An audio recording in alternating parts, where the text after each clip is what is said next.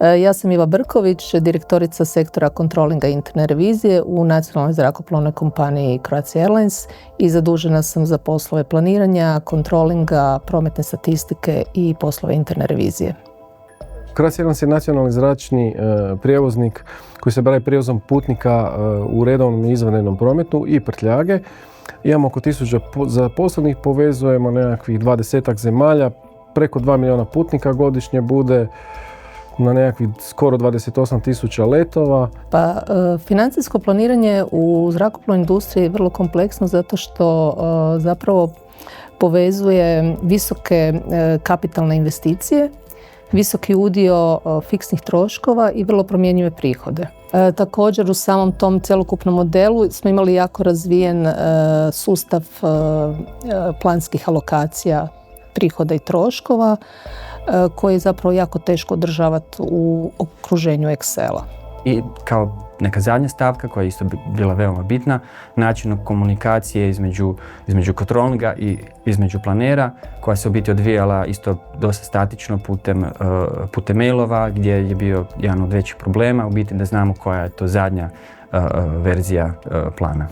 Covid nas je sve zatekao jer toliko su se brzo i znači svakih tjedan do 2 tjedna su oni nama mijenjali inpute za plan, što je bilo vrlo nezgodno, smo mi sve to na ruke radili. Znači stalno je bilo potrebno mijenjati ulazne broje, znači mijenjali su red letenja, pa su onda mijenjali broj putnika, pa su mijenjali nekakve druge iznose, tečajeve i tako dalje. Jedno smo skužili da nije dovoljno dobro.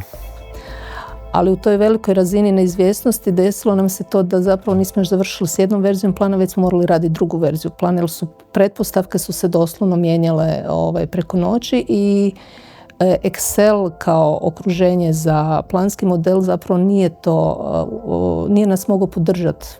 U tom smislu kad ste vi čekali, vi ste upravo to iz tog sustava prometnih pokazatelja je trebalo preći u te financijske pokazatelje i kod te veze je znalo pucat.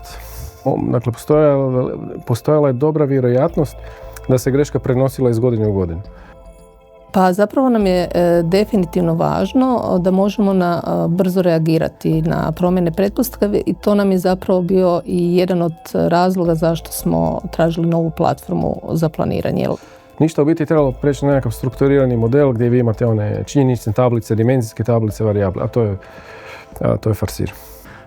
U Farsiru je to sve na jednom centralnom mjestu. To je jedno mjesto istine i tamo možemo pratiti sve aktivnosti od samog početka pa do kraja, do finalnog proizvoda, što je u biti plan poslovanja za neki naredni period i onda možemo s tim komunicirati prema managementu. Rekao bi ono što mene najviše iznenadilo, to je ta komunikacija sa ostalim planerima. Pri uvođenju svakog nekog novog programa, neke nove aplikacije, očekujemo određenu frikciju, da ljudi imaju određen odbojnost prema tim novim tehnologijama. A ovdje se desilo upravo suprotno, da su ljudi veoma lako prešli na planiranje u Farsir i tu nismo imali nikakvih problema. Automatizacija podataka je dosta ubrzana jer smo do sada sve morali iz SAP-a, odnosno iz našeg ERP-a vući u Excel i onda kopirati ponovo, dok ovdje jednostavno vi kliknete i dobijete sve podatke iz DVH ravno u Farsir. Ipak da ta automatizacija definitivno doprinijela toj brzini još, odnosno fleksibilnosti i efikasnosti. Da. U ovom sad trenutku je to automatizirano, standardizirano, promjena jedne dimenzije u biti utječe na sve ostalo i ažurira se automatski, a što se tiče actualsa, znači sa pokretanjem EPA, dolazi sve na ispravna mjesta i tu nam je uštedilo značajan dio vremena. Naš tim i tim Farsira je na neki način od prve kliknuo, kako bi se to reklo. Ono što je nama bilo bitno je da je Farsir tim bio jako tehnički dobro potkovan i vrlo brzo je polovio naše procese, odnosno, ajmo reći, drivere za naš plan. Između tema transparentnosti je sad značajno bolja. Zato što i nakon planskog procesa oni imaju uvid u taj plan koji su oni napravili, mogu ga pregledavati i mogu komunicirati sa svojim menadžmentom. Pa najveće mjerljivo poboljšanje sam vidjela u tome da smo cjelokupni proces planiranja skratili za nekakvih 40%. Tu prije svega mislim na skraćivanje ovog dijela tehničke pripreme sustava koje je sad puno jednostavnije nego što je bilo u Excelu i skraćivanje tog ručnog, nema više takvog ručnog unosa koji smo imali u Excelu.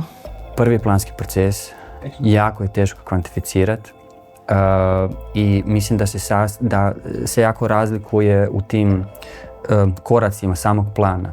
Ako bi mogao ovaj prvi dio priprema, to je značajno brže. To je možda 50% brže u odnosu na ono kako je bilo prije. Zato što se sve ažurira na jednom mjestu i onda se dalje to skalira, pošto je međusobno sve povezano. Dakle, Farsir bi definitivno preporučio nekoj drugoj zrakoplovnoj kompaniji baš iz razloga što smo mi uspjeli, a mene jako zanimalo, ja sam očekivao u biti tu više problema, dakle kako će se povezati ti prometni učinci sa financijskim pokazateljima i Farsir to radi super, dakle sve te alokacije funkcioniraju, mi možemo zaista spustiti i prihode i troškove na razinu pojedinog leta. Definitivno bi preporučila Farsir drugim kompanijama i zrakoplovnoj, tu prije svega mislim na zrakoplovne kompanije zato što je to fleksibilna platforma, vrlo pouzdana i ono što je bitno, barem s našeg stajališta, da se može u potpunosti prilagoditi metodologiji planiranja klijenta.